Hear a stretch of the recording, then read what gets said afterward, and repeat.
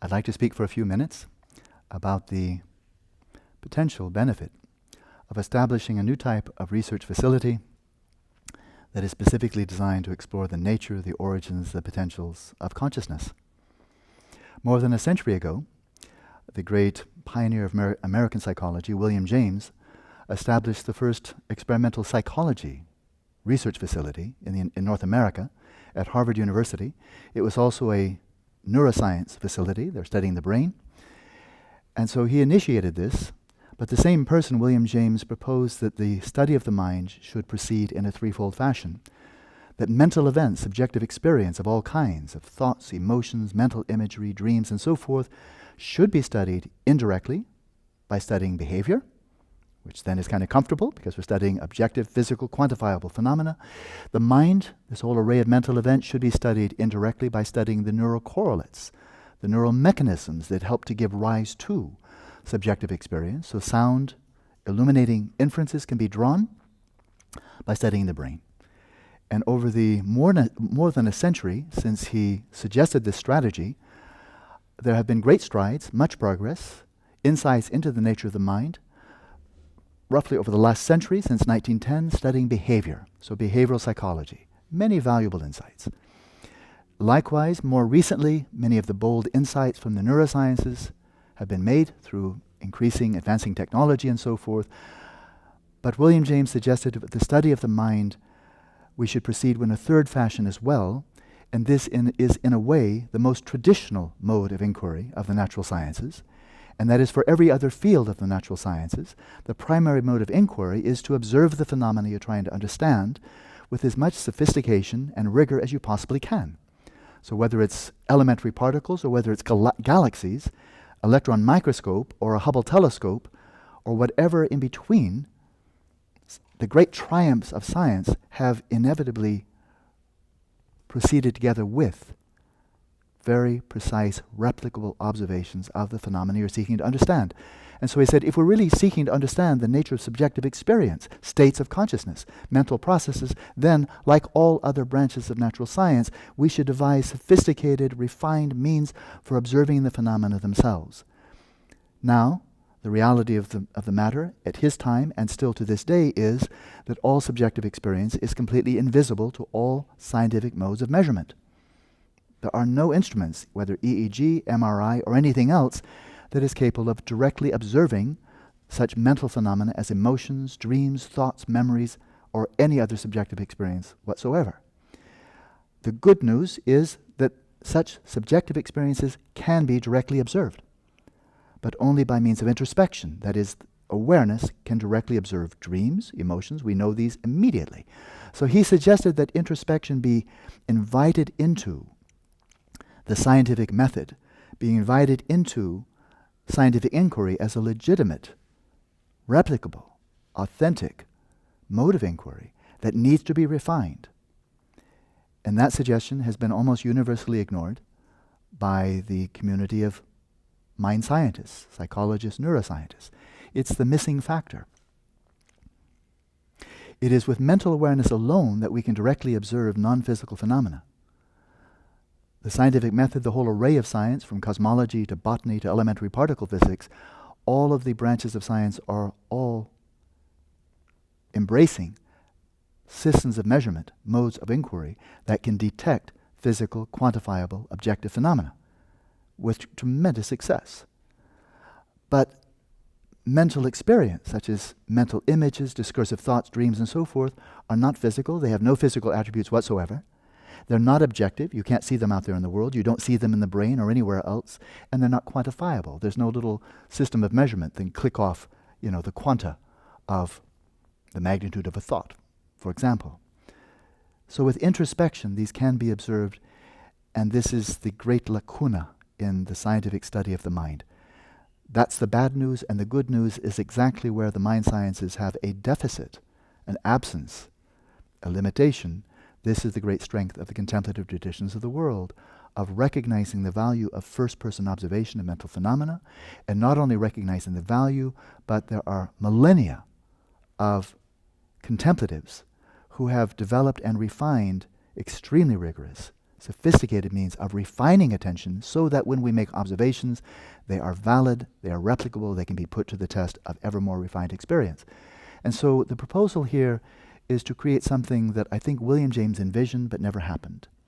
And that would be a research facility that would emphasize, first, foremost, and always, as William James said, the direct first-person observation of mental phenomena, states of consciousness, origins of consciousness, potentials of consciousness.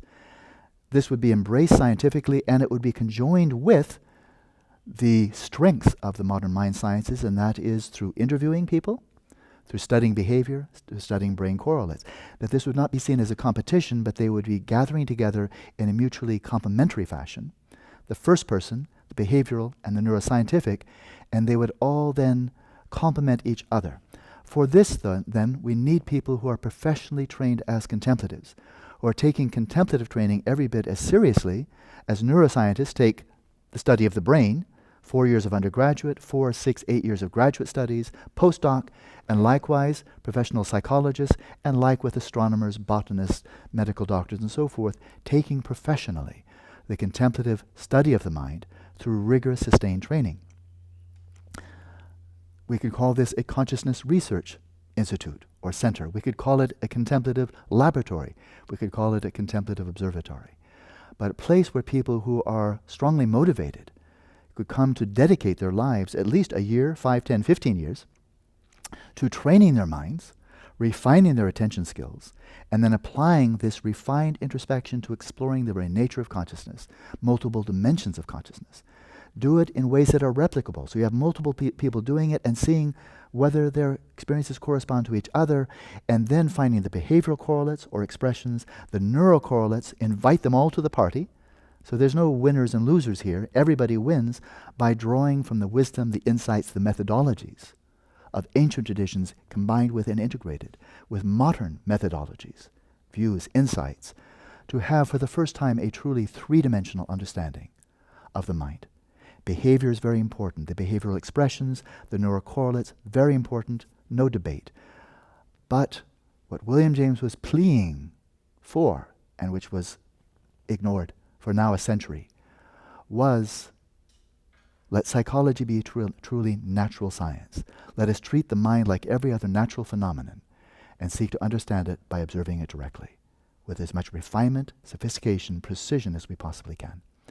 So a contemplative observatory, creating individual labs called meditation huts, where people will go in for a year, 5, 10, 15 years of rigorous, sustained training and investigation, monitored wherever it seems feasible and valuable by behavioral scientists, by neuroscientists, but treating the contemplatives for the first time as researchers in their own right. There's a lot now, over the last 10, 15 years, there's a lot of very good scientific research on meditation. It's getting more mainstream.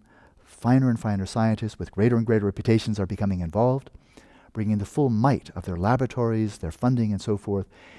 And without exception, to the best of my knowledge, the meditators are treated as subjects.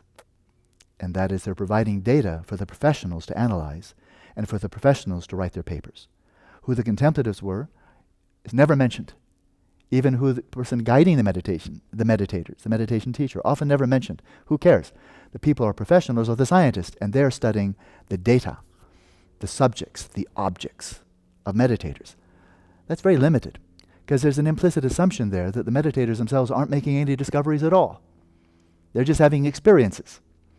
Whereas the scientists are studying data, getting hard quantitative data about the brain states and the behavior and the verbal reports of the meditators. That's all grist for the mill. But what's being ignored here is the people making the primary discoveries are the people actually observing the mind. Why should that seem so odd? And so finally, giving some respect where respect is profoundly due. When we have Tibetan yogis, Chinese, Burmese, Thai, Sri Lankan yogis are spending 10, 15, 20 years investigating the mind, really we might consider the possibility maybe they're making discoveries and not simply indoctrinating themselves in some type of dogma. And so to invite contemplatives as professionals to the table, and so we have professionally trained contemplatives together with professionally trained psychologists and neuroscientists, all with mutual respect, all recognizing that no one of these disciplines has a monopoly. No one speaks with a unique voice of authority to drown out the other two. And the contemplatives themselves are making discoveries. They may be replicated. And those insights into mental phenomena themselves, which are invisible to people studying just behavior and studying brain, they may contribute enormously to our scientific, our human understanding of consciousness, its origins, and its potentials. So, as far as I know, there is no such laboratory, observatory, or research center anywhere in the Western Hemisphere. I would love to see one here. I live in Santa Barbara. Why not in this area? It's a nice neighborhood. And create an environment, create a contemplative research facility of that sort to explore the very nature of consciousness in a way that is not metaphysically biased. And whenever we approach the study of consciousness with the assumption that, the unquestioned assumption that, consciousness is simply a function, an emergent property of the brain, or is equivalent to neuronal activity, this is metaphysically laden, biased research. And it does not serve the scientific community or anyone else well. We should apply Occam's razor here, shave off all of these untested, uncorroborated metaphysical assumptions, all of them materialistic in nature, and say, we don't know, with an open mind, investigate the phenomena themselves, and see if we can not only understand the nature of consciousness, but its potentials, not only cognitively, but what are our inner resources for finding a deeper sense of fulfillment, of meaning, of happiness, tapping into the inner resources of empathy, of loving kindness, of compassion, tapping into the very wellspring of virtue, and discovering through our own experience, if there are any limits, where are they? If there are no limits, let's discover that. Is there continuity of consciousness beyond death, or is there not? Is there consciousness prior to this life, or is there not? As long as you're studying just brain and behavior, you're simply riding on your assumptions. And you'll never get any exceptions because you're locked into a materialistic framework that will not allow any non-materialistic data in. If you're studying consciousness itself, which has no material or physical attributes, perhaps you may discover dimensions of consciousness that are always beyond the scope of behavioral and neuroscientific studies because they are locked into the parameters of the physical and the material. But if you observe consciousness itself, which is neither physical nor material, you may discover the actual origins and nature of consciousness in ways that can be replicable, that can be accepted by anyone, whether they are Buddhist, not Buddhist, religious or not religious, because the empirical evidence is so compelling. This is what William James proposed, that there could be a true science of first-person experience that would be so compelling that regardless of your background, you would be forced to some conclusions by the empirical evidence, which is what science has happily been doing for us, for humanity, for 400 years. The evidence got so compelling that we can no longer think of the Earth as being the center of the universe.